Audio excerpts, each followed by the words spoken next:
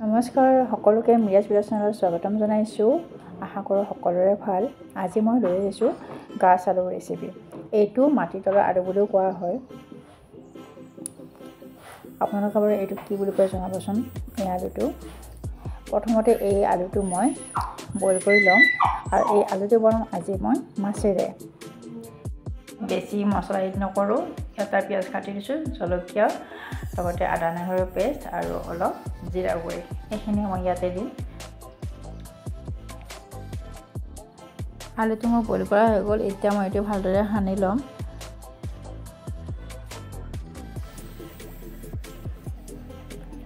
এতিয়া মই এইখিনি কেনেদৰে বনাওঁ আহকচোন চাওঁ।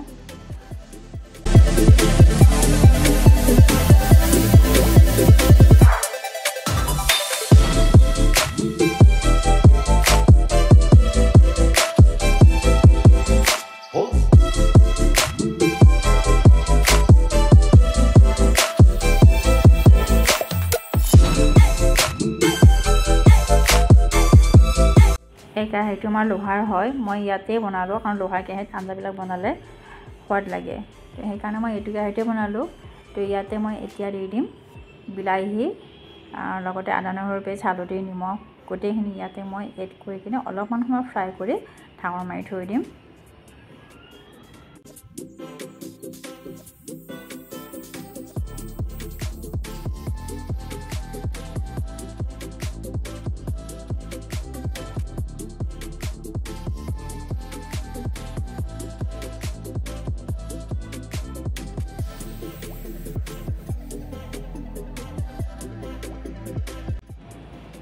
বিলাহীখিনি মোৰ প্ৰায় গলি গৈছে। এতিয়া ইয়াতে মই আলুখিনি দি দিম। এইখিনি অলপ উতলিবৰ কাৰণে মই ঢাকনি মাৰি থৈ দিম।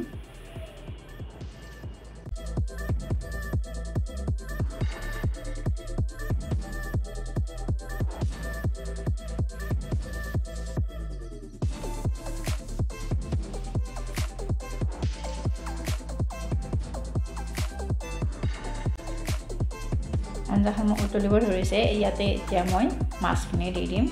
মাছখিনি দিয়াৰ পিছত আৰু অলপমান সময় উতলিবৰ কাৰণে মই ঢাকনি মাৰি থৈ দিম।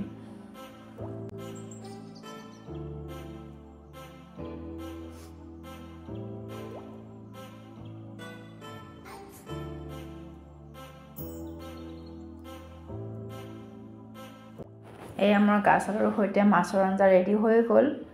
তো আপোনালোকে এনেদৰে বনাই চাবচোন, কেনেকুৱা লাগে মোক জনাব। তো আমাৰ ভালে লাগিছে। তো ভিডিঅ'টো চাই ভাল লাগিছে যদি লাইক কৰিব, শ্বেয়াৰ কৰিব আৰু ছাবস্ক্ৰাইব কৰিব নাপাহৰিব। Thank U.